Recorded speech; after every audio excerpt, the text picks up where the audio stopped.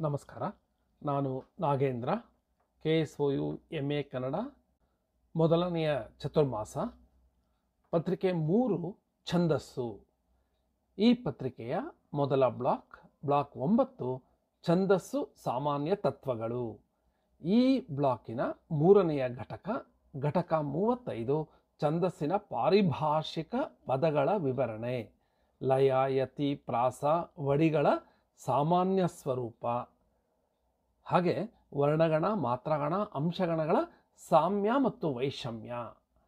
ಈ ಘಟಕದ ಪ್ರಮುಖ ಅಂಶಗಳನ್ನು ಈ ವಿಡಿಯೋದಲ್ಲಿ ಹೇಳೋದಕ್ಕೆ ಇಷ್ಟಪಡ್ತೀನಿ.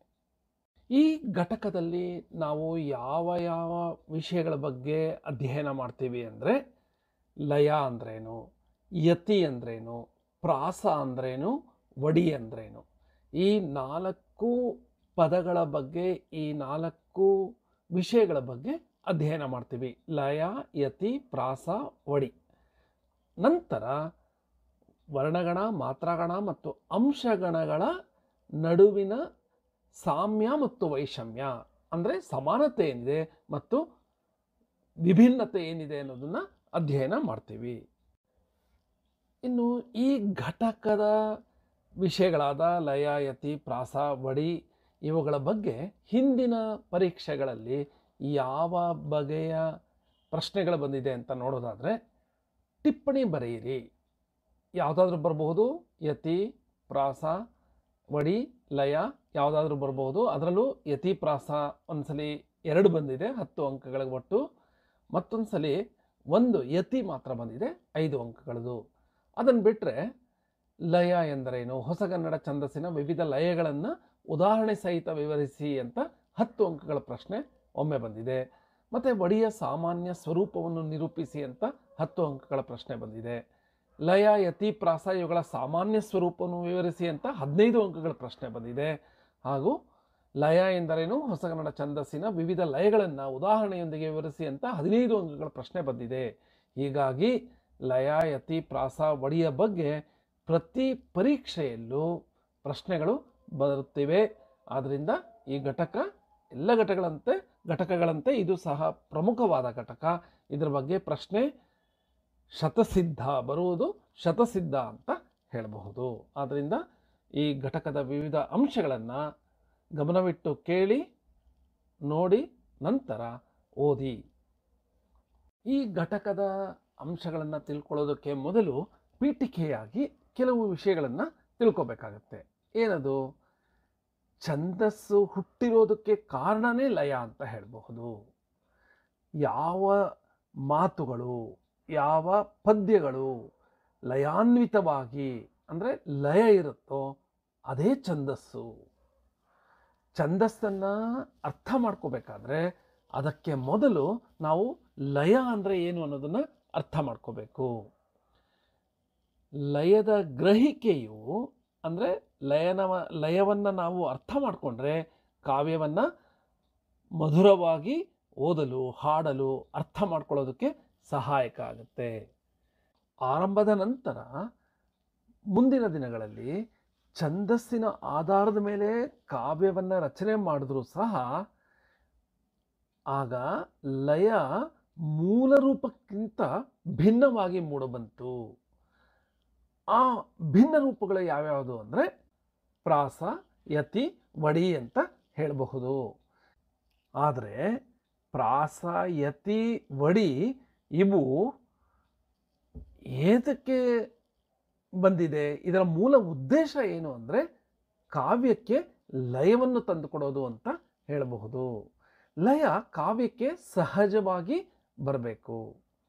ಆದರೆ ಯತಿ, ವಡಿ, ಪ್ರಾಸಗಳು ಸಹಜವಾಗಿ ಮೂಡಿಬಂದರೂ ಉದ್ದೇಶಪೂರ್ವಕವಾಗಿ ರಚನೆಯನ್ನು ಮಾಡಿರೋದನ್ನು ನಾವು ಗಮನಿಸಬಹುದು. ಆದರೆ ಲಯ ಮಾತ್ರ ಸಹಜವಾಗಿ ಬರುತ್ತೆ. ಯತಿ, ವಡಿ, ಪ್ರಾಸಗಳನ್ನು ಉದ್ದೇಶಪೂರ್ವಕ ರಚನೆಗಳು ಅಂತ ಹೇಳಬಹುದು. ಈ ಲಯ ಅಂದರೆ ಏನು? ಲಯ ಶಬ್ದ ಸಂಸ್ಕೃತ ಭಾಷೆಯದು. ಇದಕ್ಕೆ ಅರ್ಥ ನಡೆ, ಚಲನೆ ಎಂಬ ಅರ್ಥಗಳ ಲೈ ಧಾತು ಈ ಲಯದ ಮೂಲ ಅಂತ ಹೇಳಬಹುದು. ಭರತ ಇದನ್ನು ನಾಟ್ಯಶಾಸ್ತ್ರಗಳಲ್ಲಿ ಲಯ ಅಂದರೆ ಏನು ಅಂದರೆ ಛಂದೋ ಅಕ್ಷರಗಳ ನಡುವೆ ಸಮಾನವಾದ ಅಂತರವುಳ್ಳ ಕಾಲ ವಿಭಜನೆ ಅಂತ ಹೇಳಿ ಶ್ರುತಿಯ ಅನುಭವಕ್ಕೆ ಬರುವುದೇ ಲಯ ಅಂತ ಹೇಳಿದ್ದಾರೆ. ಈ ಲಯ ಅನ್ನೋದನ್ನ ಇಂಗ್ಲೀಷಲ್ಲಿ ರಿದಮ್ ಅಂತ ಕರೀತಾರೆ. ಏನಿದ್ರ ಅರ್ಥ? ಭರತ ಹೇಳಿದ ಪ್ರಕಾರ ಛಂದೋಕ್ಷರಗಳ ನಡುವೆ ಸಮಾನವಾದ ಅಂತರವುಳ್ಳ ಕಾಲ ವಿಭಜನೆ ಅಂದರೆ ನಾವು ನಾದದ ಏರಿಳಿತಗಳ ಸಮಾನಾಂತರ ಪುನರಾವರ್ತನೆ ಅಂದರೆ ಏನು ಏರಿಳಿತಗಳಾಗತ್ತಲ್ಲ ಅದು ಮತ್ತೆ ಮತ್ತೆ ಅದೇ ತರಹ ಪುನರಾವರ್ತನೆ ಆಗುತ್ತೆ. ಆಗ ಕಿವಿಗೆ ಒಂದು ಬಗೆಯ ಸುಖದ ಅನುಭವ ಉಂಟಾಗುತ್ತೆ. ಯಾವುದೇ ಏರಿಳಿತ ಸಮಾನಾಂತರವಾಗಿರೋದು ಅದು ಮತ್ತೆ ಮತ್ತೆ ಅದೇ ರೀತಿಯಲ್ಲಿ ಪುನರಾವರ್ತನೆಯಾಗೋದು. ಆಗ ನಮಗೆ ಸಿಗುವ ಸುಖ ಬಹಳ ಅದ್ಭುತವಾಗಿರುತ್ತೆ ಅದನ್ನು ಕೇಳಿದಾಗ. ಈ ಪುನರಾವರ್ತನೆ ಆಗುವ ಗತಿ ಕ್ರಮಬದ್ಧವಾಗಿ ಬರಬೇಕು. ಆ ಕ್ರಮಬದ್ಧವಾಗಿ ಅಂದರೆ ಮತ್ತೆ ಅದೇ ತರಹ ಬಂದಾಗ ತಾಳಮಾನಗಳ ಜೋಡಣೆ ಸರಿಯಾಗಿ ಉಂಟಾಗುತ್ತೆ. ಆಗ ಸ್ವರ ಸಂಯೋಜನೆ ಪದಗಳ ಸೌಂದರ್ಯಕ್ಕೆ ಹಾಗೂ ನಾದ ಮಾಧುರ್ಯಕ್ಕೆ ಕಾರಣವಾಗುತ್ತೆ. ಹೀಗೆ ಉಂಟಾಗುವ ಲಾಸ್ಯಗತಿಯನ್ನು ಲಯ ಅಂತ ಕರೆಯುತ್ತೇವೆ. ಇದರ ವಿವರಣೆ ಒಂದು ಸ್ವಲ್ಪ ಅರ್ಥ ಮಾಡ್ಕೊಳ್ಳೋದು ಕಷ್ಟ ಅನಿಸ್ಬಹುದು. ಆದರೆ ನಾವೇನು ನೆನ್ಪಿಟ್ಕೋಬೇಕು ಅಂದರೆ ಯಾವುದು ಪುನರಾವರ್ತನೆ ಆಗುತ್ತೆ, ಯಾವುದು ರಿಪೀಟ್ ಆಗುತ್ತೆ, ಅದು ಕ್ರಮಬದ್ಧವಾಗಿ ರಿಪೀಟ್ ಆದರೆ, ಕ್ರಮಬದ್ಧವಾಗಿ ಪುನರಾವರ್ತನೆಗೊಂಡ್ರೆ ಆಗ ಒಂದು ಲಾಸ್ಯಗತಿ ಬರುತ್ತೆ. ಅದನ್ನು ಲಯ ಅಂತ ಕರೀತಾರೆ ಅನ್ನೋದು ಸರಳವಾಗಿ ಹೇಳಬಹುದು. ಏನು ರಿಪೀಟ್ ಆಗೋದು ಮತ್ತೆ ಮತ್ತೆ ಅದೇ ತರಹ ರಿಪೀಟ್ ಆಗೋದು. ರಿಪೀಟ್ ಅಂದರೆ ಪುನರಾವರ್ತನೆ. ಆ ಪುನರಾವರ್ತನೆ ಮತ್ತೆ ಮತ್ತೆ ಅದೇ ತರಹ ಪುನರಾವರ್ತನೆ ಆಗೋದನ್ನು ನಾವು ಲಯ ಅಂತ ಕರಿತೀವಿ. ಈ ವಿವರಣೆ ಬಿಟ್ಟು ಇನ್ನೂ ಮತ್ತೊಂದು ಸುಲಭವಾದ ವಿವರಣೆ ಲಯ ಅಂದರೆ ಏನಂತ ಹೇಳ್ಬೋದು ಅಂದರೆ ಲಘು ಗುರುಗಳಿಂದಾಗಿ ಕೆಲವು ಮಾತ್ರಾ ಘಟಕಗಳ ಗುಂಪಿನಿಂದ ಒಂದು ವಿಶಿಷ್ಟವಾದ ನಾದ ಹೊರಡುತ್ತೆ.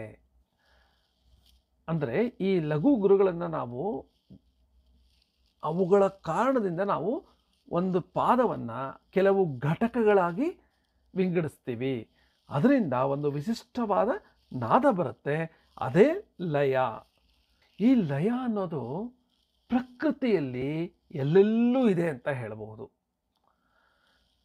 ಉಸಿರಾಟ, ಎದೆಯ ಬಡಿತ, ಈಗ ನೋಡಿ ಉಸಿರಾಟದಲ್ಲಿ ಸಹ ಲಯ ಇದೆ.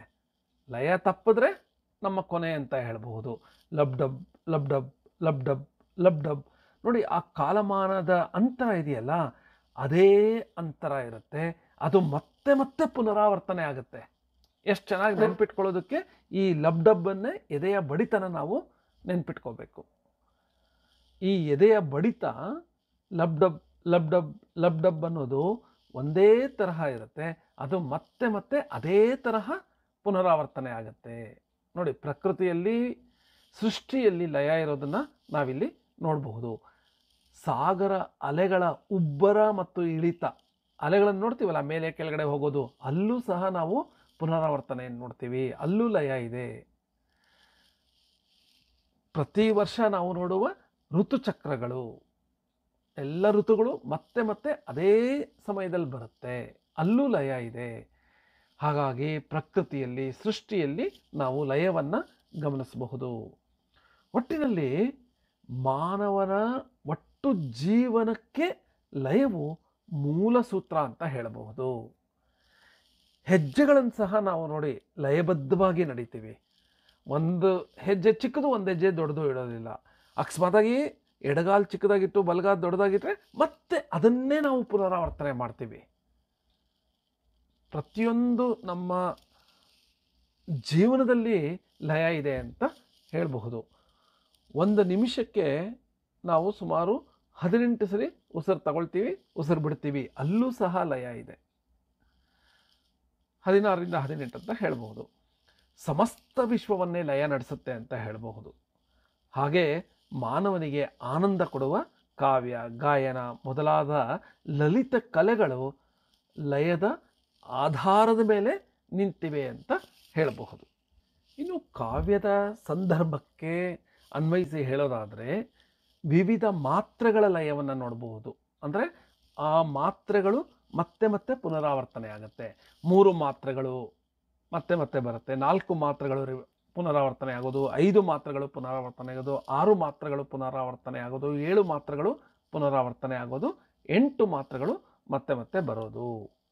ಆದರೆ ನಾವು ಕಾವ್ಯದಲ್ಲಿ ಈ ಥರ ಮಾತ್ರೆಗಳನ್ನು ಹಾಕಿ, ಲಘು ಗುರುಗಳನ್ನು ಹಾಕಿ ಆ 3, 4, 5, 6, 7, 8ಗಳ ತರಹ ನಾವು ವಿಂಗಡಣೆ ಮಾಡಿದಾಗ ಕೆಲವೊಮ್ಮೆ ತಾಳ ಇರುತ್ತೆ, ಕೆಲವೊಮ್ಮೆ ತಾಳರಹಿತವಾಗಿರುತ್ತೆ. ಅಂದರೆ ನಾವು ಆ ಲಯ ಬೇಕೇ ಬೇಕು ಅಂತ ಮಾತ್ರೆಗಳ ಪ್ರಕಾರ ವಿಂಗಡಿಸಿದಾಗ ಪದಗಳನ್ನು ನಾವು ವಿಭಜನೆ ಮಾಡಿಬಿಡ್ಬೇಕಾಗತ್ತೆ. ಆ ಪದದ ಒಂದು ಭಾಗ ಹಿಂದಿನ ಲಯದ ಘಟಕಕ್ಕೆ ಹೋಗುತ್ತೆ, ಇನ್ನೊಂದು ಭಾಗ ಮುಂದಿನ ಲಯದ ಘಟಕಕ್ಕೆ ಹೋಗುತ್ತೆ. ಆಗ ತಾಳರಹಿತವಾಗಿದೆ ಅಂತ ಹೇಳಬಹುದು. ಸರಿಯಾಗಿ ಪದಕ್ಕೆ ಸರಿಯಾಗಿ ಘಟಕಗಳು ಬಂದರೆ, ಲಯಬದ್ಧವಾಗೂ ಇದ್ದರೆ, ಅಂದರೆ ಮಾತ್ರೆಗಳ ಲಯ ಬಂದಾಗ ಅಲ್ಲಿ ತಾಳ ಬರುತ್ತೆ. ಉದಾಹರಣೆಗೆ 3 ಮಾತ್ರೆಗಳ ಲಯಕ್ಕೆ ಒಂದು ಉದಾಹರಣೆ, ನಾನು ಬಡವಿ ಆತ ಬಡವ. ಪ್ರತಿಯೊಂದರಲ್ಲೂ 3 3 3 3 ಮಾತ್ರೆಗಳಿವೆ. ಇಲ್ಲಿ ತಾಳ ಇದೆ ನೋಡಿ. ಪ್ರತಿಯೊಂದು ಪದನೂ ಒಂದೊಂದು ಘಟಕವಾಗಿದೆ. ನಾನು ಬಡವಿ ಆತ ಬಡವ. ಅದೇ 4 ಮಾತ್ರೆಯ ಲಯಕ್ಕೆ ಒಂದು ಉದಾಹರಣೆ, ಕಮಲ ಕುಚ ಚೂ ಚಕ ಕುಂ ಕುಮತೋ. ಈ ಥರ ವಿಂಗಡಣೆ ಮಾಡಿದ್ರೆ 4 4 4 4 ಮಾತ್ರೆಗಳಾಗಿದೆ. ಆದರೆ ಅದು ಹೇಗಿರಬೇಕಾಗಿತ್ತು ಅಂದರೆ, ಪದಗಳು ಹೇಗಿದೆ, ಕಮಲಾಕುಚ ಚೂಚಕ ಕುಂಕುಮತೋ ಈ ಥರ ಬರಬೇಕಾಗಿತ್ತು. ಆದರೆ ನಾವು ಪದಗಳಂಗೆ ನಾವು ವಿಭಜನೆ ಮಾಡಿದ್ರೆ ನಮಗಲ್ಲಿ ಮಾತ್ರೆಯ ಲಯ ಸಿಗೋದಿಲ್ಲ. ಮಾತ್ರೆಯ ಲಯ ಬೇಕು ಅಂತ 4 4 ಮಾತ್ರೆಗಳಕ್ಕೆ ನಾವು ಘಟಕಗಳನ್ನಾಗಿ ಮಾಡಿದಾಗ ತಾಳ ಹೊರಟೋಗುತ್ತೆ. ಇದು ತಾಳರಹಿತವಾದ ಲಯ ಅಂತ ಹೇಳಬಹುದು. ಹಾಗೆ 5 ಮಾತ್ರೆಯ ಲಯಕ್ಕೆ ಉದಾಹರಣೆಯಾಗಿ ಒಂದು ಪಾದ ನೋಡಿದ್ರೆ, ಪಾದ ಅಂದರೆ ಒಂದು ಸಾಲು, ಪದ್ಯದ ಒಂದು ಸಾಲು ನೋಡಿದ್ರೆ, ಕತ್ತೆಗಳ ಗಾಯನವ ಒಂಟೆಗಳು ಹೊಗಳಿದವು. ಇಲ್ಲಿ ತಾಳಬದ್ಧವಾಗಿದೆ, ತಾಳ ಇದೆ, ಪ್ರತಿಯೊಂದು ಘಟಕದಲ್ಲೂ 5 5 ಮಾತ್ರೆಗಳಿದೆ. ಕತ್ತೆಗಳ ಗಾಯನವ ಒಂಟೆಗಳು ಹೊಗಳಿದವು. ಒಟ್ಟು 5 5 ಮಾತ್ರೆಗಳ ಲಯ ಇಲ್ಲಿ ಕಾಣಬಹುದು. ಹಾಗೆ 6 ಮಾತ್ರೆಯ ಲಯಕ್ಕೆ ಉದಾಹರಣೆ ನೋಡೋದಾದರೆ, ಹರಿಪಾದಕ್ಕೆ ತಲೆಯೊಡ್ಡುತ್ತೆ. ಒಂದು ಪಾದ ಇದು. ಹರಿಪಾದಕ್ಕೆ 6 ಮಾತ್ರೆಗಳಿದೆ, ತಲೆಯೊಡ್ಡುತ್ತೆ 6 ಮಾತ್ರೆಗಳಿದೆ. ಇಲ್ಲೂ ಸಹ ತಾಳ ಇದೆ ಅಂತ ಹೇಳಬಹುದು. ಯಾಕಂದರೆ ಪದಗಳನ್ನು ನಾವು ವಿವಿಧ ಘಟಕಗಳಾಗಿ ವಿಭಜನೆ ಮಾಡಿದಾಗ 6 ಮಾತ್ರೆಗಳು ಪ್ರತಿ ಘಟಕಕ್ಕೂ ಬಂದಿದೆ. 7 ಮಾತ್ರೆಯ ಉದಾಹರಣೆ ನೋಡೋದಾದರೆ, 7 ಮಾತ್ರೆಯ ಲಯಕ್ಕೆ ಉದಾಹರಣೆಯಾಗಿ ಕಮಲದೊಳಗೆ ಕಮಲೋತ್ಪತ್ತಿ. ಇಲ್ಲಿ ಸಹ 7 ಮಾತ್ರೆಗಳ ಲಯ ಇದೆ ಮತ್ತು ಇದಕ್ಕೆ ತಾಳ ಸಹ ಇದೆ. ಮತ್ತು 8 ಮಾತ್ರೆಯ ಲಯಕ್ಕೆ ಒಂದು ಉದಾಹರಣೆ ಏನು ಅಂದರೆ, ಶಿವಸುಂದರ ಸಮ ವನಸುಂದರ ಸಮ. ಇಲ್ಲೂ ಸಹ ಪ್ರತಿ ಘಟಕದಲ್ಲೂ 8 8 ಮಾತ್ರೆಗಳಿದೆ. 8 ಮಾತ್ರೆಯ ಲಯನೂ ಇದೆ, ತಾಳ ಸಹ ಇದೆ ಇಲ್ಲಿ. ಹೀಗೆ ಲಯಗಳಲ್ಲಿ 3 4 5 6 7 8 ಮಾತ್ರೆಗಳ ಲಯಗಳಿವೆ ಅಂತ ಹೇಳಬಹುದು. ಕೆಲವೊಂದು ಸಲ ತಾಳ ಇರುತ್ತೆ, ಕೆಲವೊಂದು ಸಲ ತಾಳರಹಿತವಾಗಿರುತ್ತೆ. ನಾವು ಮಾತ್ರೆಗಳ ಆಧಾರದಲ್ಲಿ ವಿಂಗಡಣೆ ಮಾಡಿದಾಗ ಪೂರ್ಣ ಪದಗಳು ಇದ್ದರೆ ಪ್ರತಿ ಘಟಕದಲ್ಲಿ ಆಗ ತಾಳ ಇದೆ ಅಂತ ಹೇಳಬಹುದು. ಅದೇ ಆ ಮಾತ್ರೆಗಳ ಲಯಕ್ಕೋಸ್ಕರ ನಾವು ಪದಗಳನ್ನು 2 ಭಾಗ ಮಾಡಿಬಿಟ್ಟಾಗೆ, ಪದನೇ ನಾವು ಭಾಗ ಮಾಡಿ ಒಂದು ಭಾಗನ ಒಂದು ಘಟಕಕ್ಕೆ, ಇನ್ನೊಂದು ಭಾಗನ ಇನ್ನೊಂದು ಘಟಕಕ್ಕಾಗಿದ್ರೆ ಆಗ ತಾಳ ಇಲ್ಲ ಅಂತ ಹೇಳಬಹುದು. ಇದು ಲಯದ ಬಗೆಗಿನ ವಿಷಯಗಳು. ಈಗ ಯತಿ ಅಂದರೆ ಏನು ಅಂತ ನೋಡೋಣ. ಯತಿ ಅನ್ನೋದು ವಿರಾಮ ಅಥವಾ ನಿಲುಗಡೆಯ ಸ್ಥಾನವನ್ನು ಸೂಚಿಸಲು ಬಳಸುವ ಪದ. ಅಂದರೆ ನಾವು ಕಾವ್ಯಗಳಲ್ಲಿನ ಪದ್ಯವನ್ನು ಓದುವಾಗ ಅರ್ಥ ಕೆಡದ ರೀತಿಯಲ್ಲಿ ಅಲ್ಲಲ್ಲಿ ತಡೆದು ತಡೆದು ಓದುವಾಗಿನ ನಿಲುಗಡೆಯನ್ನು ಯತಿ ಅಂತ ಕರೆಯಲಾಗಿದೆ. ಯಾವುದೇ ಪದ್ಯವನ್ನು ಓದಬೇಕಾದ್ರೆ ನಾವು ಮಧ್ಯದಲ್ಲಿ ನಿಲ್ಲಿಸ್ತೀವಿ. ಒಂದು ಪಾದದ ಒಂದು ಸ್ಥಳದಲ್ಲಿ ಒಂದು ನಿಲ್ಲಿಸಿ ಮತ್ತೆ ಮುಂದಕ್ಕೆ ಹೋಗ್ತೀವಿ. ಆ ನಿಲ್ಲಿಸುವುದಕ್ಕೆ ಯತಿ ಅಂತ ಹೇಳಲಾಗುತ್ತೆ. ಯತಿ ಸಂಸ್ಕೃತ ಛಂದಸ್ಸಿನ ಪ್ರಮುಖ ಪ್ರಕ್ರಿಯೆಗಳಲ್ಲಿ ಒಂದು ಅಂತ ಹೇಳಬಹುದು. ಕ್ರಿಸ್ತಪೂರ್ವ 2ನೇ ಶತಮಾನದ ಪಿಂಗಳನ ಛಂದಶಾಸ್ತ್ರದಲ್ಲಿ ಯತಿರ್ವಿಚ್ಛೇದ ಅಂತ ಹೇಳಿದ್ದಾನೆ. ಭರತನ ನಾಟ್ಯಶಾಸ್ತ್ರದಲ್ಲಿ ನಿಯತಃ ಪದ ವಿಚ್ಛೇದೋ ಯತಿರಿತ್ಸ ವಿಧೀಯತೆ ಅಂತ ಭರತ ಹೇಳಿದ್ದಾನೆ. ಹಾಗೆ ಜನಾಶ್ರಯಿ, ಕೇದಾರಭಟ್ಟ, ಜಯದೇವ, ಜಯಕೀರ್ತಿ, ಹೇಮಚಂದ್ರ, ಗಂಗಾದಾಸ ಇವರೆಲ್ಲ ಯತಿ ಬಗ್ಗೆ ಹೇಳಿದ್ದಾರೆ. ಕನ್ನಡದ ಕವಿರಾಜ ಮಾರ್ಗಕಾರ ಸಹ ಯತಿ ಎಂಬುದಿಸಿರುವ ತಾಣಂ ಅಂತ ಹೇಳಿದ್ದಾನೆ. ಅಂದರೆ ಉಸಿರನ್ನು ನಿಲ್ಲಿಸುವ ಒಂದು ನಿಲುಗಡೆಯ ಪ್ರದೇಶ, ನಿಲುಗಡೆಯ ಸ್ಥಾನ ಅಂತ. ನಾಗವರ್ಮ ಸಹ ಯತಿ ಎಂಬುದು ಗಣನಿಯಮ ಪ್ರತತಿ ಗುಸಿರ್ದಾಣ ಮುಪ್ಪದು ಅಂತ ನಾಗವರ್ಮ ಹೇಳಿದ್ದಾನೆ.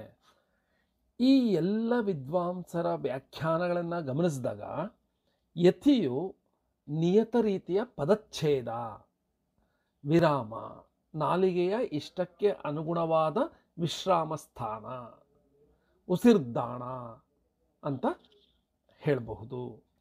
ಒಂದು ಪದ್ಯನ ಓದಬೇಕಾದ್ರೆ ಉಚ್ಚಾರಣೆಯ ಸೌಕರ್ಯಕ್ಕೆ ತಕ್ಕಂತೆ ಸುಲಭವಾಗಿ ಉಚ್ಚಾರಣೆ ಮಾಡೋದಕ್ಕೋಸ್ಕರ ನಿಯತ ಸ್ಥಾನದಲ್ಲಿ ಶ್ರುತಿ ಸುಭಗತೆಗೆ, ಅಂದರೆ ಶ್ರುತಿಗೆ ಭಂಗ ಬರದ ರೀತಿಯಲ್ಲಿ ಆ ಓದೋದನ್ನು ನಿಲ್ಲಿಸಿ ಉಸಿರನ್ನು ಎಳೆದುಕೋತೀವಿ. ಇಂತಹ ಸ್ಥಾನವನ್ನು ವಿಶ್ರಾಮ ಸ್ಥಾನ ಅಂತ ಕರಿತೀವಿ. ಇದನ್ನೇ ಯತಿ ಅಂತ ಹೇಳೋದು. ಅಂದರೆ ಯತಿ ಏನು ಮಾಡುತ್ತೆ, ಒಂದು ಪಾದವನ್ನು ಒಡೆದು ತೋರಿಸುತ್ತೆ, ಅಂದರೆ ಎರಡು ಮಾಡುತ್ತೆ. ಮಧ್ಯದಲ್ಲಿ ಒಂದು ನಿಲ್ದಾಣ, ನಿಲುಗಡೆ, ಅಂದರೆ ಬ್ರೇಕ್ ಅಂತ ಏನು ಹೇಳ್ತೀವಲ್ಲ ಅದು ಕೊಡುತ್ತೆ ಈ ಯತಿ. ಆದರೆ ಯತಿ ಬರೋದು ಕೇವಲ ಉಸಿರನ್ನು ಎಳೆದುಕೊಳ್ಳೋದಕ್ಕಾಗಿ ಅಷ್ಟೇ ಅಲ್ಲ. ಆ ಥರ ಬರಬೇಕು ಉಸಿರನ್ನು ಎಳೆದುಕೊಳ್ಳೋದಕ್ಕೆ ಅಂದಿದ್ರೆ ಒಂದೇ ಉಸಿರಿನಲ್ಲಿ 7 ಅಕ್ಷರಗಳನ್ನು ಹೇಳಬಹುದು ಅಂತ ಅಂದ್ಕೊಳ್ಳೋದಾದರೆ ಎಲ್ಲ ವೃತ್ತಗಳಲ್ಲೂ 7 ಅಕ್ಷರದ ನಂತರನೇ ಯತಿ ಬರಬೇಕಾಗಿತ್ತು. ಆದರೆ ಮತ್ತೇಬ ವಿಕ್ರೀಡಿತದಲ್ಲಿ 7 ಮತ್ತು 19ನೇ ಅಕ್ಷರಗಳ ನಂತರದಲ್ಲಿ ಯತಿ ಬರುತ್ತೆ. ಯತಿಯ ಪರಿಗಣನೆಗೆ ಕಾರಣ ಏನು ಅಂದರೆ ಶ್ರುತಿ ಸುಭಗತೆ, ಅಂದರೆ ಶ್ರುತಿಯನ್ನು ಉಳಿಸ್ಕೊಳ್ಳೋದು. ಪದ್ಯದ ಪಾದದಲ್ಲಿ ಅಕ್ಷರಗಳ ಸಂಖ್ಯೆ ಜಾಸ್ತಿ ಆದಷ್ಟು ದನಿಯ ಏರಿಳಿತಗಳ ಬಿಗಿತ ಬಿಡುತ್ತೆ. ಆದ್ದರಿಂದ ಉಸಿರಾಟಕ್ಕೂ ಕಷ್ಟ ಆಗುತ್ತೆ. ಇದನ್ನು ನಿವಾರಿಸೋದಕ್ಕೆ ಪಾದವನ್ನು ಕೆಲವು ನಾದಪೂರ್ಣ ಘಟಕಗಳಾಗಿ ಒಡೆಯಲಾಗುತ್ತೆ. ಎಲ್ಲಂದರಲ್ಲಿ ಒಡೆಯೋದಿಲ್ಲ, ಆ ಪ್ರತಿಯೊಂದು ಘಟಕವು ನಾದಪೂರ್ಣವಾಗಿರುವಂತೆ ಒಡೆಯಲಾಗುತ್ತೆ. ಆ ಥರ ಹೊಡೆದಾಗ ವಿಚ್ಛೇದನ ಸ್ಥಳಗಳಲ್ಲಿ ಉಸಿರು ಎಳೆದುಕೊಳ್ಳುವ ಅವಕಾಶ ಸಿಗುತ್ತೆ. ಇದನ್ನು ಯತಿ ಅಂತ ಹೇಳೋದು. ಈ ಯತಿಯನ್ನು ಛಂದೋಯತಿ ಮತ್ತು ವ್ಯಾಕರಣಯತಿ ಅಂತ 2 ರೀತಿಯಲ್ಲಿ ಹೇಳಲಾಗುತ್ತೆ. ಗದ್ಯ ಬರವಣಿಗೆಯಲ್ಲಿ ವಾಕ್ಯ ರಚನೆಗೆ ಸಂಬಂಧಿಸಿದ ಯತಿಯನ್ನು ವ್ಯಾಕರಣ ಯತಿ ಅಂದರೆ ಪದ್ಯ ರೂಪದಲ್ಲಿನ ವಿರಾಮ ಸ್ಥಾನದಲ್ಲಿ ಬರುವ ಯತಿಯನ್ನು ಛಂದೋಯತಿ ಅಂತ ಕರೆಯಲಾಗುತ್ತದೆ. ಯತಿ ಸ್ಥಾನ ಎಲ್ಲಿರಬೇಕು ಅಂತ ಹಲವಾರು ಲಾಕ್ಷಣಿಕರು ಹೇಳಿದ್ದಾರೆ. ಜಯಕೀರ್ತಿಯ ಪ್ರಕಾರ ಪ್ರತಿ ಪಾದದ ಕೊನೆಗೆ 2 ಮತ್ತು 4ನೆಯ ಪಾದಗಳ ಅಂತ್ಯದಲ್ಲಿ ಯತಿ ತರಬಹುದು ಅಂತ ಜಯಕೀರ್ತಿ ಹೇಳಿದ್ದಾನೆ. ಜನಾಶ್ರಯ ಸಹ ಪಾದದ ಕೊನೆಗೆ ಅಂತ ಹೇಳಿ ಜೊತೆಗೆ ಪಾದದ ಮಧ್ಯೆ ಸಹ ಯತಿ ಬರಬಹುದು ಅಂತ ಜನಾಶ್ರಯ ಹೇಳಿದ್ದಾನೆ.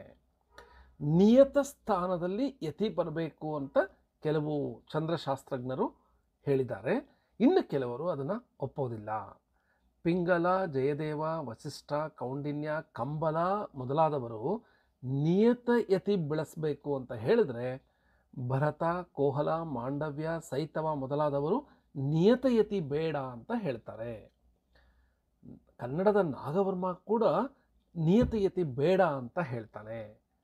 ಆದರೆ ಬರಬರುತ್ತಾ ಏನಾಯಿತು, ಕೊನೆಯಲ್ಲಿ ವರ್ಣವೃತ್ತಗಳಲ್ಲಿ, ಅದರಲ್ಲೂ ದೀರ್ಘ ಪಾದಗಳುಳ್ಳ ವೃತ್ತಗಳಲ್ಲಿ ನಿಯತ ಲಕ್ಷಣವಾಗಿ ಯತಿ ಕಾಣೋದಕ್ಕೆ ಶುರುವಾಯಿತು. ಈಗ ಕನ್ನಡದಲ್ಲಿ ಯತಿ ಮತ್ತು ಅದರ ಪ್ರಸ್ತುತತೆಯನ್ನು ನೋಡೋಣ. ಮೊದಲೇ ಹೇಳ್ದಂಗೆ ಯತಿ ಸಂಸ್ಕೃತದಿಂದ ಕನ್ನಡಕ್ಕೆ ಬಂದಿರುವ ಒಂದು ಛಂದೋಲಕ್ಷಣ. ಕವಿರಾಜ ಮಾರ್ಗಕಾರ ಏನು ಹೇಳ್ತಾನೆ ಅಂತಲೂ ಆಗಲೇ ಹೇಳಿದೆ, ಯತಿ ಎಂಬುದು ಸಿರ್ವತಾಣ ಅಂತ ಹೇಳಿದ್ದಾನೆ ಕವಿರಾಜ ಮಾರ್ಗಕಾರ.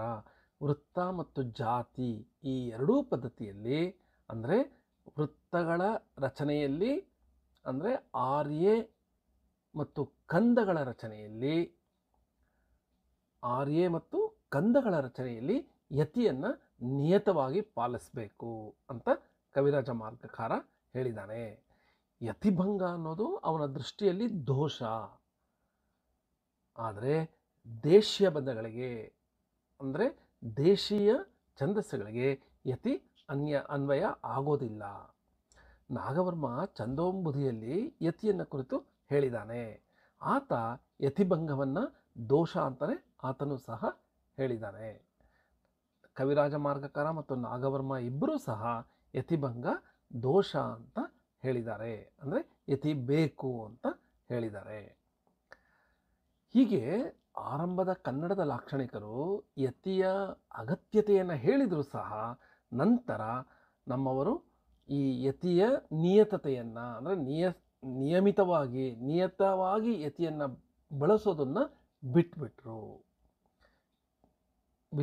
ಯತಿ ವಿಲಂಘನ ಮಾಡೋದಕ್ಕೆ ಶುರು ಮಾಡಿದ್ರು. ಯತಿನ ಬೇಡ ಅನ್ನೋ ಥರ ಅವರು ರಚನೆಗಳನ್ನು ಮಾಡಿದ್ರು. ಕೇಶಿರಾಜ ಕೂಡ ಯತಿ ವಿಲಂಘನವನ್ನು ಕನ್ನಡದ ಅಸಾಧಾರಣ ಲಕ್ಷಣಗಳಲ್ಲಿ ಒಂದು ಅಂತ ಹೇಳಿದ್ದಾನೆ. ಹೀಗೆ ಮುಂದುವರಿತಾ ಕನ್ನಡದ ನಂತರದ ಪಂಡಿತರು ಯತಿಭಂಗದ ದೋಷ, ಅಂದರೆ ಯತಿ ಇಲ್ಲದೆ ಇರೋದನ್ನು ದೋಷ ಅಂತ ಆರಂಭದಲ್ಲಿ ಕವಿರಾಜ ಮಾರ್ಗಕಾರ ಮತ್ತು ನಾಗವರ್ಮ ಹೇಳೋದನ್ನು ಆ ದೋಷವನ್ನೇ ಗುಣ ಅಂತ ಹೇಳಕ್ಕೆ ಶುರು ಮಾಡಿದ್ರು. ಅದನ್ನು ದೇಸಿ ಎಂಬುದಾಗಿ ಆದಿಪ್ರಾಸ ಇಟ್ಕೊಂಡು, ಆದಿಪ್ರಾಸಗೆ ಖಂಡಪ್ರಾಸ ಅಂತ ಸಹ ಹೇಳ್ತಾರೆ, ವಿನುತಪ್ರಾಸ ಅಂತ ಸಹ ಹೇಳ್ತಾರೆ. ಆ ಆದಿಪ್ರಾಸವನ್ನು ಇರಿಸ್ಕೊಂಡು ಯತಿಯನ್ನು ಮೀರುವುದಕ್ಕೆ ಶುರು ಮಾಡಿದ್ರು. ಯತಿಗೆ ಬದಲಾಗಿ ಖಂಡಪ್ರಾಸ, ಅಂದರೆ ಆದಿಪ್ರಾಸವನ್ನು ಉಳಿಸ್ಕೊಂಡ್ರು. ಪಾದಾಂತ್ಯಯತಿಗೂ ಆದಿಪ್ರಾಸಕ್ಕೂ ಸಂಬಂಧ ಇದೆ. ಯತಿಯ ಕೆಲಸವನ್ನು ಆದಿಪ್ರಾಸ ನಿರ್ವಹಿಸುತ್ತೆ. ಆದ್ದರಿಂದ ಆದಿಪ್ರಾಸವನ್ನು ಉಳಿಸ್ಕೊಂಡು ಪಾದಾಂತ್ಯದ ಯತಿಯನ್ನು ಮೀರಿದ್ರು ಅಂತ ಹೇಳಬಹುದು. ಒಟ್ಟಿನಲ್ಲಿ ಯತಿ ವಿಲಂಘನ ದೋಷ ಅಲ್ಲ, ಗುಣ ಅನ್ನೋದು ಎಲ್ಲರೂ ಹೇಳೋದಕ್ಕೆ ಆರಂಭಿಸಿದ್ರು. ಆದಿಪ್ರಾಸ ಮತ್ತು ಯತಿ ಎರಡನ್ನೂ ತರೋದು ಕಷ್ಟಕರ. ಚರಣದ ಕೊನೆಯಲ್ಲಿ ಯತಿಯನ್ನು ತರಬೇಕಾಗತ್ತೆ, ಹಾಗೆ ಚರಣದ ಹೊಸ್ತಿಲಲ್ಲಿ ಆರಂಭದಲ್ಲಿ ಆದಿಪ್ರಾಸ ಬರಬೇಕಾಗತ್ತೆ. ಆದರೆ ಆ ಥರ ಮಾಡಿದಾಗ ಕಾವ್ಯಕ್ಕೆ ನಿಲುಗಡೆಗಳು ಜಾಸ್ತಿ ಆಗಿಬಿಡುತ್ತೆ, ಅದರ ಸೌಂದರ್ಯಕ್ಕೆ ಧಕ್ಕೆ ಆಗುತ್ತೆ. ಆದ್ದರಿಂದ ದೇಸೀಯವಾದ ಆದಿಪ್ರಾಸವನ್ನು ಉಳಿಸ್ಕೊಂಡು ಮಾರ್ಗದ ರೀತಿಯಾದ ಯತಿಯನ್ನು ನಮ್ಮ ಕನ್ನಡ ವಿದ್ವಾಂಸರು ಮೀರಿದ್ರು ಅಂತ ಹೇಳಬಹುದು. ಪಾದಾಂತ್ಯ ಯತಿಗೆ ಬಂದ ಈ ವಿಲಂಘನೆ ಮುಂದೆ ಪಾದ ಮಧ್ಯ ಯತಿಗೂ ಸಹ ಬಂದ್ಬಿಡ್ತು. ಅಂದರೆ ಪಾದಾಂತ್ಯದಲ್ಲಿ ಯತಿ ಬರೋದನ್ನು ಬಿಡೋದಕ್ಕೆ ಶುರು ಮಾಡಿದ್ರು. ಅದೇ ಥರ ಪಾದ ಮಧ್ಯದ ಯತಿಯನ್ನು ಸಹ ಉಲ್ಲಂಘನೆ ಮಾಡೋದಕ್ಕೆ ಆರಂಭ ಮಾಡಿದ್ರು. ಇದಕ್ಕೆ ಮತ್ತೊಂದು ಕಾರಣನೂ ಕೊಡಬಹುದು. ಸಂಸ್ಕೃತ ವಾಕ್ಯ ರಚನೆಯ ಕ್ರಮದಲ್ಲಿ ಪದಗಳ ಅನುಕ್ರಮಕ್ಕೆ ಪ್ರಾಮುಖ್ಯತೆ ಇಲ್ಲ. ಆದ್ದರಿಂದ ಸಂಸ್ಕೃತದಲ್ಲಿ ಉಸಿರನ್ನು ಎಲ್ಲಿ ಬೇಕಾದರೂ ನಿಲ್ಲಿಸಿ ಅದನ್ನು ಮುಂದುವರೆದರೂ ಸಹ ಅರ್ಥಕ್ಕೆ ಭಂಗ ಬರೋದಿಲ್ಲ. ಆದರೆ ಕನ್ನಡದ ವಾಕ್ಯ ರಚನೆಯಲ್ಲಿ ಪದಗಳ ಜೋಡಣೆಗೆ ನಿರ್ದಿಷ್ಟವಾದ ಅನುಕ್ರಮ ಇರುತ್ತೆ. ಒಂದು ವಾಕ್ಯವನ್ನು ಉಚ್ಚರಿಸುವಾಗ ಅದರ ಪೂರ್ಣವಾದ ಅರ್ಥ ಪ್ರತೀತಿಗೆ ಕೆಲವು ಕಡೆ ನಿಲ್ಲಿಸಲೇಬೇಕಾಗತ್ತೆ, ಮತ್ತು ಕೆಲವು ಕಡೆ ಸ್ವಲ್ಪ ಮಟ್ಟಿನ ಸ್ವರಭಾರವನ್ನು ಹಾಕಿ ಮುಂದೆ ಸಾಕ್ತೀವಿ. ಆದ್ದರಿಂದ ಕನ್ನಡದಲ್ಲಿ ಯತಿಯನ್ನು ತಂದರೆ ಅದರ ಅರ್ಥ ಸಹ ಬದಲಾಗ್ಬಿಡ್ಬಹುದು. ಆದ್ದರಿಂದ ನಮ್ಮವರು ಯತಿಯನ್ನು ಬೇಡ ಅಂತ ಹೇಳಿ ಅದನ್ನು ಮೀರಿದ್ದಾರೆ ಅಂತ ಹೇಳಬಹುದು. ಈಗ ಪ್ರಾಸದ ಬಗ್ಗೆ ಅಧ್ಯಯನ ಮಾಡೋಣ. ಈ ಪ್ರಾಸ ಅನ್ನೋದು ಈಗಿನ ಕಾಲದಲ್ಲಿ ನಾವು ಯಾವಾಗಲೂ ಪಾದದ ಕಡೆಯ ಅಕ್ಷರ ಅದು ಪುನರಾವರ್ತನೆ ಆದರೆ ಅದನ್ನು ಪ್ರಾಸ ಅನ್ನೋದು ಒಂದು ಅಭ್ಯಾಸ ಆಗಿಬಿಟ್ಟಿದೆ ಎಲ್ಲರಿಗೂ. ಈಗ ಪ್ರಾಸಬದ್ಧವಾಗಿದೆ ಅಂತ ಹೇಳ್ತೀವಲ್ವಾ, ಅದು ಬಹುತೇಕ ಪಾದದ ಅಂದರೆ ಪ್ರತಿ ಸಾಲಿನ ಕೊನೆಯಲ್ಲಿ ಅದೇ ಅಕ್ಷರ ಮಾಡ್ಕೊಂಡೋದ್ರೆ ಅದಕ್ಕೆ ಪ್ರಾಸಬದ್ಧವಾಗಿದೆ ಅಂತ ಹೇಳೋದು ಸಾಮಾನ್ಯವಾಗಿದೆ. ಆದರೆ ಪ್ರಾಸ ಅಂದರೆ ಬರೀ ಅಷ್ಟೇ ಅಲ್ಲ. ಪ್ರಮುಖವಾಗಿ ಆರಂಭದಲ್ಲಿ ಪ್ರಾಸ ಅನ್ನೋದಕ್ಕೆ ಏನು ಹೇಳ್ತಾ ಇದ್ರು ಅಂದರೆ, ಪದ್ಯದ ಪ್ರತಿ ಪಾದದಲ್ಲೂ ಆರಂಭದಲ್ಲಿ ಮೊದಲನೆಯ ಮತ್ತು ಎರಡನೆಯ ಸ್ವರಗಳ ನಡುವೆ ಒಂದೇ ವಿಧವಾದ ವ್ಯಂಜನ ಅಥವಾ ವ್ಯಂಜನದ ಗುಚ್ಛ ಇರೋದಕ್ಕೆ ಪ್ರಾಸ ಅಂತ ಕರೀತಾ ಇದ್ರು. ಪ್ರಾಸ ಎಂಬ ಶಬ್ದ ಸಂಸ್ಕೃತ ಮೂಲದ್ದು. ಪ್ರ ಅಂದರೆ ಅತಿಶಯ, ಅಸ್ ಎಂದರೆ ಇರುವಿಕೆ ಅಂತ ಅರ್ಥ. ಇನ್ನು ಪ್ರಾಸದ ಪ್ರಕಾರಗಳು ಯಾವ್ಯಾವುದು? ಹಲವಾರು ಲಾಕ್ಷಣಿಕರು ವಿವಿಧ ಪ್ರಕಾರಗಳನ್ನು ಹೇಳಿದ್ದಾರೆ. ಕವಿರಾಜ ಮಾರ್ಗದಲ್ಲಿ 6 ಬಗೆಯ ಪ್ರಾಸಗಳ ಪ್ರಸ್ತಾಪ ಇದೆ. ಯಾವ್ಯಾವುದು 6 ಬಗೆ? ವಿನುತ ಪ್ರಾಸ ಅಥವಾ ಅದಕ್ಕೆ ಆದಿಪ್ರಾಸ ಅಂತಲೂ ಹೇಳಲಾಗುತ್ತೆ. ಅಂದರೆ ಆದಿಪ್ರಾಸ, ಶಾಂತಪ್ರಾಸ, ವರ್ಗಪ್ರಾಸ, ಸಮೀಪಪ್ರಾಸ, ಅನುಪ್ರಾಸ, ಅಂತ್ಯಪ್ರಾಸ. ಏನಿದು ವಿನುತ ಪ್ರಾಸ ಅಥವಾ ಆದಿಪ್ರಾಸ ಅಂದರೆ ಅಂದರೆ ಮೊದಲನೆಯ ಪಾದದ ಎರಡನೆಯ ಅಕ್ಷರ ಯಾವುದಿರುತ್ತೋ ಅದು ಉಳಿದ 3 ಪಾದಗಳಲ್ಲೂ ಬಂದರೆ ಅದು ವಿನುತ ಪ್ರಾಸ. ಒಂದೇ ಅಕ್ಷರ ಪ್ರತಿ ಸಾಲಿನಲ್ಲಿ ಎರಡನೆಯ ಅಕ್ಷರವಾಗಿ ಬಂದರೆ ಅದು ಆದಿಪ್ರಾಸ ಅಥವಾ ವಿನುತ ಪ್ರಾಸ. ಇನ್ನು ಶಾಂತಪ್ರಾಸ ಅಂದರೆ ಈ ಪ್ರಾಸಾಕ್ಷರ ಅಂದರೆ ಒಂದಕ್ಷರ ಆದಮೇಲೆ ಎರಡನೇ ಅಕ್ಷರವಾಗಿ ಏನು ಪ್ರಾಸ ಬರುತ್ತಲ್ವಾ, ಅದು ವ್ಯಂಜನದ ಸಂಯುಕ್ತಾಕ್ಷರ ಆಗಿದ್ದರೆ, ಅಂದರೆ ಒತ್ತಕ್ಷರ ಆಗಿದ್ದರೆ, ಬೇರೆ ಬೇರೆ ಸ್ವರಗಳಿಂದ ಕೂಡಿದ್ದಲ್ಲಿ, ಅಂದರೆ ತಿ ಇರ್ಬೋದು, ತು ಇರ್ಬೋದು, ತಿ ಇರ್ಬೋದು, ತೇ ಇರಬಹುದು, ತಕಾರದ ವ್ಯಂಜನದ ವಿವಿಧ ಸಂಯುಕ್ತಾಕ್ಷರಗಳು ಬೇರೆ ಬೇರೆ ಸ್ವರಗಳು ಅದರಲ್ಲಿ ಸೇರಿರಬಹುದು. ಆ ಥರ ಇದ್ದರೆ ಅದಕ್ಕೆ ಶಾಂತಪ್ರಾಸ ಅಂತ ಹೇಳ್ತಾರೆ. ಇನ್ನು ವರ್ಗಪ್ರಾಸ ಮೂರನೇದು.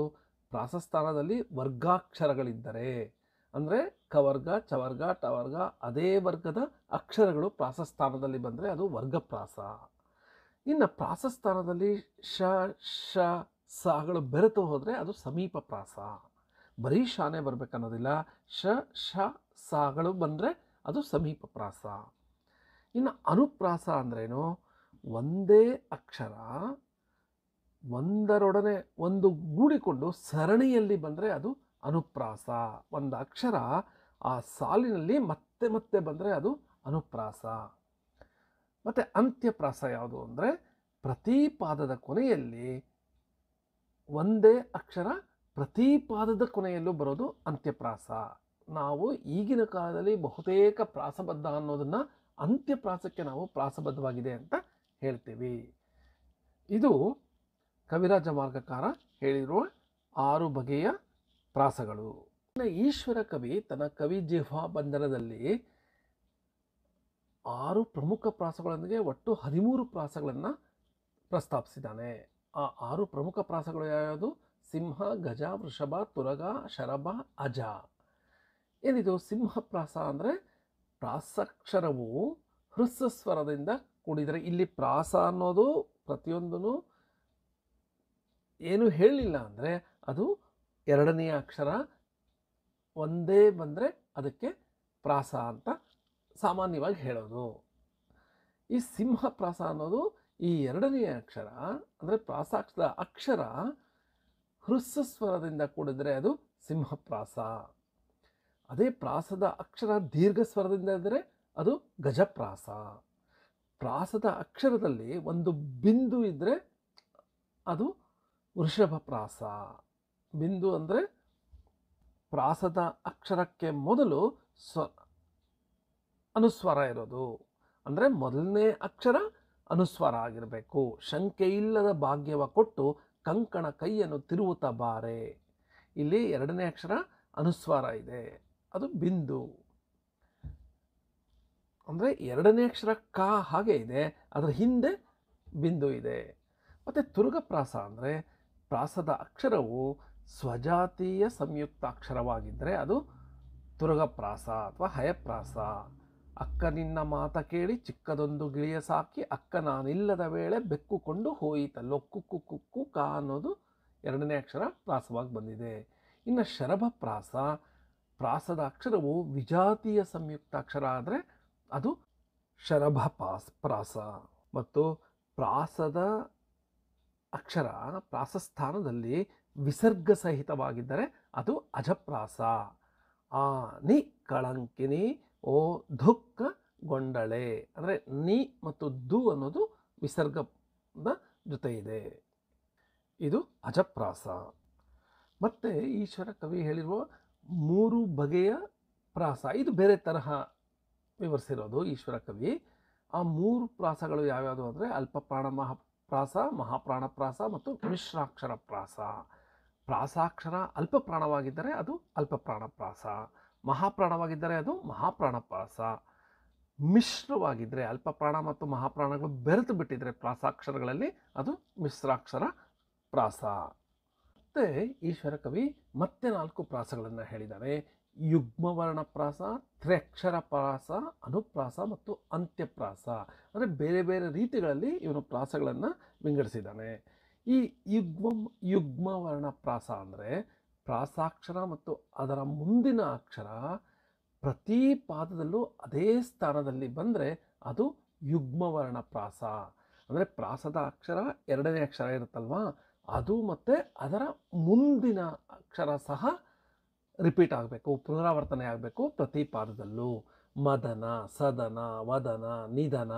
ಇಲ್ಲಿ ನೋಡಿ, ಎರಡನೇ ಅಕ್ಷರದ ಮೂರನೇ ಅಕ್ಷರ ನ, ಇವೆರಡೂ ಸಹ ಪ್ರತಿ ಪಾದದಲ್ಲೂ ಬಂದರೆ ಮದನ ಅನ್ನೋದು ಮೊದಲನೇ ಪಾದ, ಎರಡನೇ ಪಾದದಲ್ಲಿ ಸದನ, ಮೂರನೇ ಪಾದದಲ್ಲಿ ವದನ, ನಾಲ್ಕನೇ ಪಾದದಲ್ಲಿ ನಿಧನ ಬಂದರೆ ಆಗ ಯುಗ್ಮವರ್ಣ ಪ್ರಾಸ ಬಂದಿದೆ ಅಂತ ಹೇಳ್ಬೋದು. ಇನ್ನು ತ್ರ್ಯಕ್ಷರ ಪ್ರಾಸ ಅಂದರೆ ಪ್ರಾಸಾಕ್ಷರ ಮತ್ತು ಅದರ ಮುಂದಿನ 2 ಅಕ್ಷರಗಳು ಪ್ರತಿ ಪಾದದಲ್ಲೂ ಅದೇ ಸ್ಥಾನದಲ್ಲಿ ಬಂದರೆ ಆಗ ತ್ರ್ಯಕ್ಷರ ಪ್ರಾಸ ಅಂತ ಹೇಳ್ಬೋದು. ಯುಗ್ಮವರ್ಣದಲ್ಲಿ 2 ಅಕ್ಷರಗಳು ಪುನರಾವರ್ತನೆ ಆಗಬೇಕು, ತ್ರ್ಯಕ್ಷರ ಪ್ರಾಸದಲ್ಲಿ 3 ಅಕ್ಷರಗಳು ಪುನರಾವರ್ತನೆ ಆಗುತ್ತೆ. ಉದಾಹರಣೆಗೆ ಸುರಸಸ, ಸರಸಿಸ, ಸರಸಸ, ಶಿರಸಸ, ಹೀಗೆ ಶಿರಶಶ, ಹೀಗೆ ರ ಸ ಸ ಅನ್ನೋದು 4 ಪಾದಗಳಲ್ಲಿ ಸಾಗ್ ಬದಲು ಶಾ ಸಹ ಬರಬಹುದು, ಅದು ಸಹ ಪ್ರಾಸ ಅಂತ ಮೊದಲೇ ಹೇಳಲಾಗಿದೆ. ಈ ತರಹ 3 ಅಕ್ಷರಗಳು ಪುನರಾವರ್ತನೆ ಆದರೆ ಪ್ರತಿ ಪಾದದಲ್ಲೂ ಅದು ತ್ರ್ಯಕ್ಷರ ಪ್ರಾಸ. ಇನ್ನು ಅನುಪ್ರಾಸ ಮತ್ತೊಂದು ಅಂತ್ಯಪ್ರಾಸ. ಅನುಪ್ರಾಸ ಅನ್ನೋದು ಸಮಾನ ಅಕ್ಷರಗಳು ಮತ್ತೆ ಮತ್ತೆ ಒಂದು ಪಾದದಲ್ಲಿ ಬರೋದು ಅನುಪ್ರಾಸ. ಅಂತ್ಯಪ್ರಾಸ ಅಂದರೆ ಪಾದದ ಕೊನೆಯಲ್ಲಿ ಬರೋದು ಅಂತ್ಯಪ್ರಾಸ. ಈ ಕವಿರಾಜ ಮಾರ್ಗಕಾರ ಮತ್ತು ಈಶ್ವರ ಕವಿ ಹೇಳಿರುವ ಈ ಪ್ರಾಸಗಳನ್ನು ಬಿಟ್ಟು ಮತ್ತೆ 2 ಪ್ರಮುಖ ಪ್ರಾಸಗಳಿದೆ. ಒಂದು ಒಳಪ್ರಾಸ, ಇನ್ನೊಂದು ಮಧ್ಯಪ್ರಾಸ. ನೋಡಿ, ಇದು ಒಂದು ಸ್ವಲ್ಪ ವಿಭಿನ್ನವಾಗಿದೆ.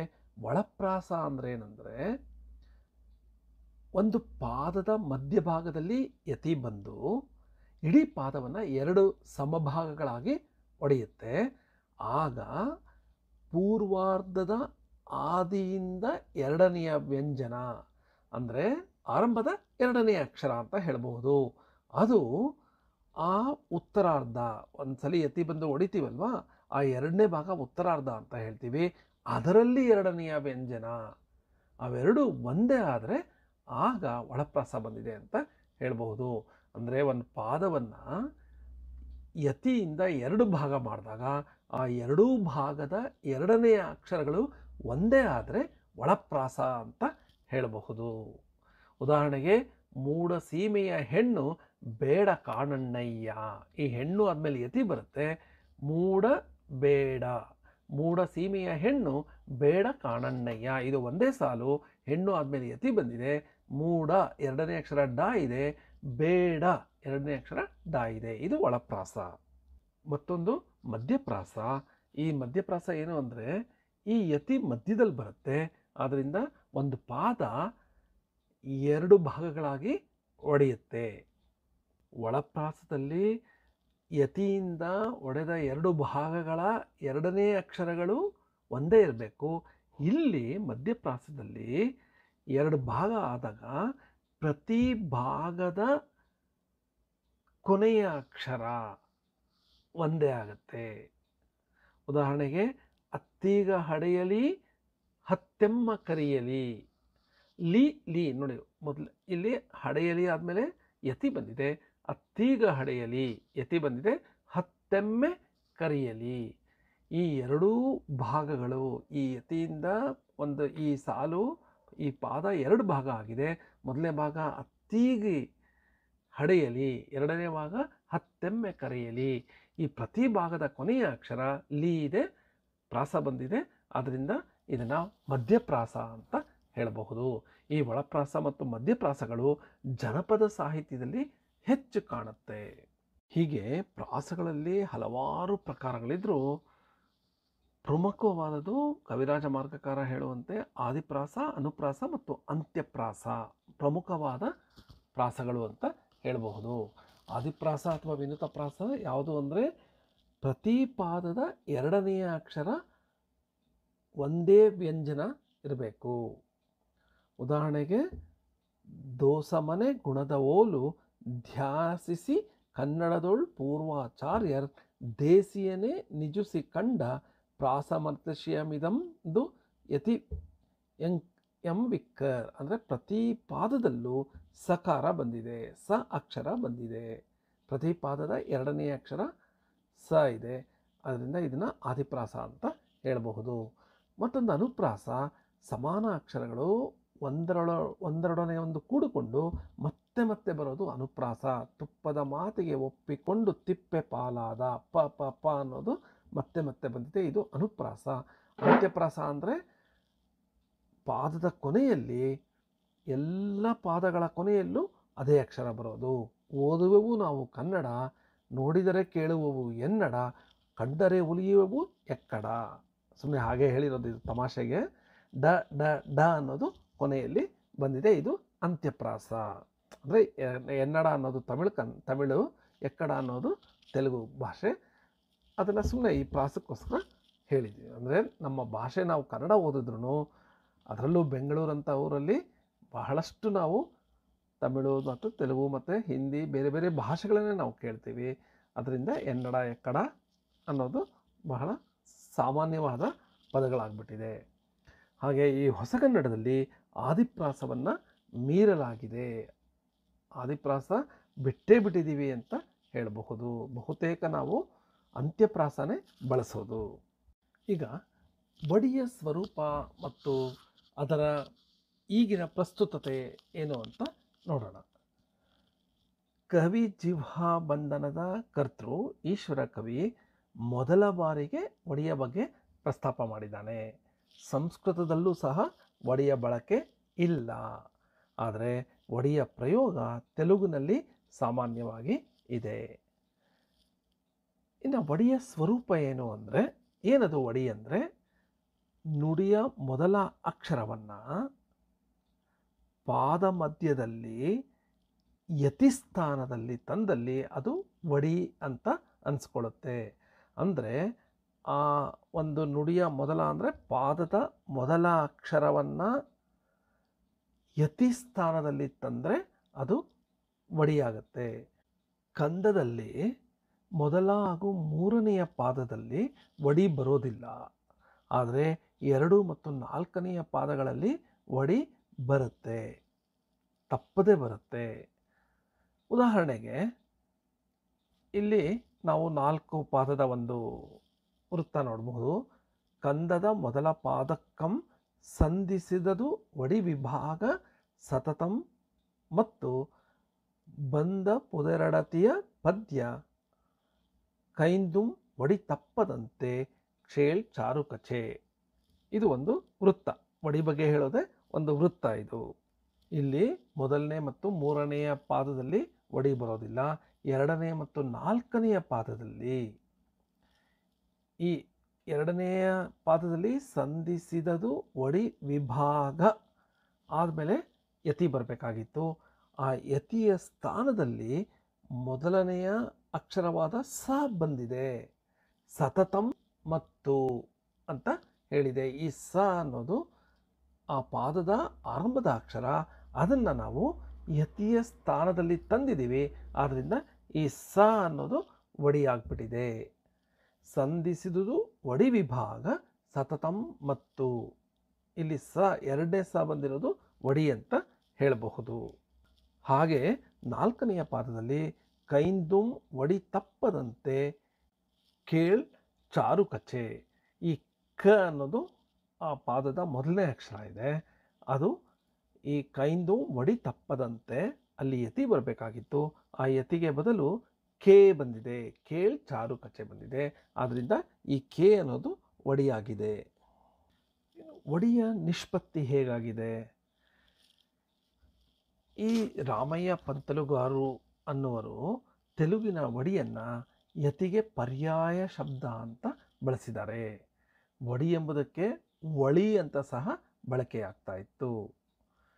ಹಾಗೆ ಎಚ್ ಶೇಷ ಅಯ್ಯಂಗಾರವರು ಏನು ಹೇಳಿದ್ದಾರೆ ಅಂದರೆ, ಸಂಸ್ಕೃತದಲ್ಲಿ ವಡ ಅನ್ನುವ ಧಾತು ಇದೆ. ಇದಕ್ಕೆ ಸುತ್ತಕೊಳ್ಳೋದು, ವಿಭಾಗ ಎಂಬ ಅರ್ಥಗಳಿದೆ. ಈ ವಿಭಾಗ ಎನ್ನುವ ಅರ್ಥವು ಸಂಸ್ಕೃತ ಯತಿ ಶಬ್ದಕ್ಕೆ ಇರುವ ವಿಚ್ಛೇದ ಪದವನ್ನು ಹೇಳುತ್ತೆ.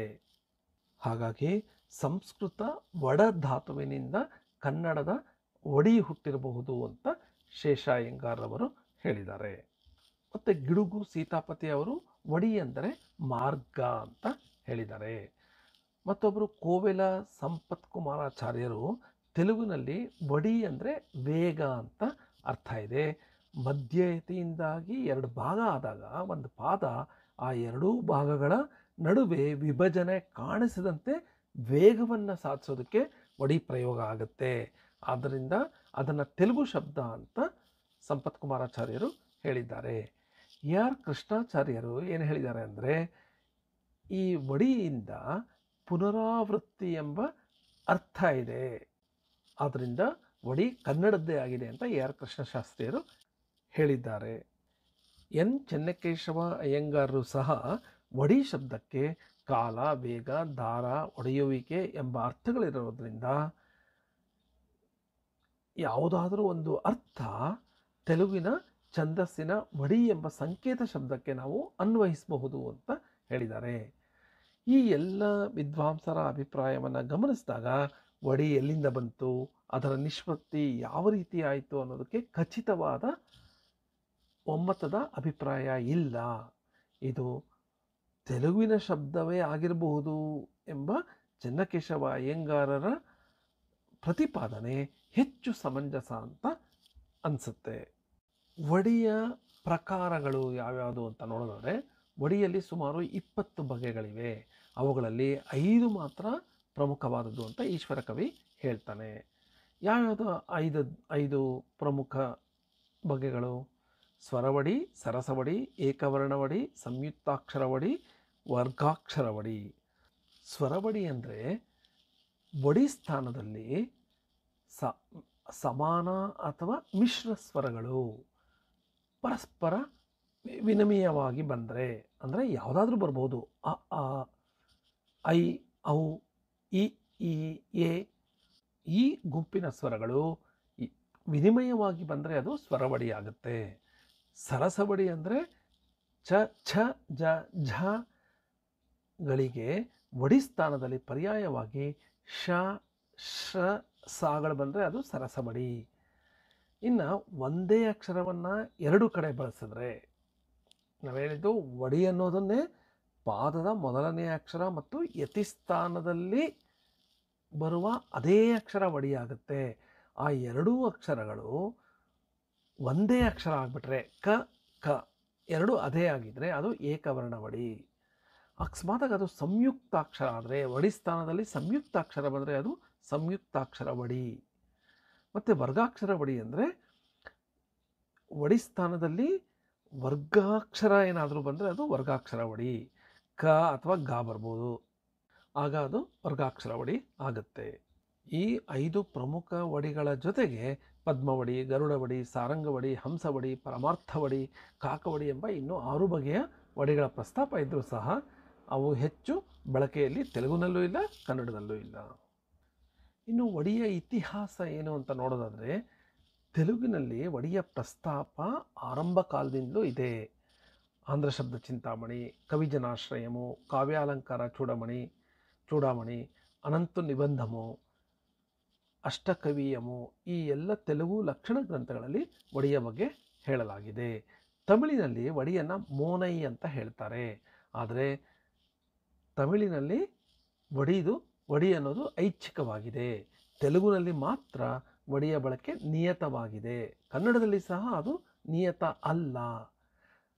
ನಂತರದ ದಿನಗಳಲ್ಲಿ ಆರಂಭದಲ್ಲಿ ಯತಿಭಂಗ ಇತ್ತು, ನಂತರ ಯತಿಯೊಂದಿಗೆ ವಡಿ ಸಹ ಹೊರಟು ಹೋಗಿದೆ ಅಂತ ಅನ್ಕೋಬಹುದು. ಅಪ್ರಜ್ಞಾಪೂರ್ವಕವಾಗಿ ವಡಿ ಪ್ರಯೋಗ ಕಂಡುಬರುತ್ತೆ ಕೆಲವು ಕಡೆ.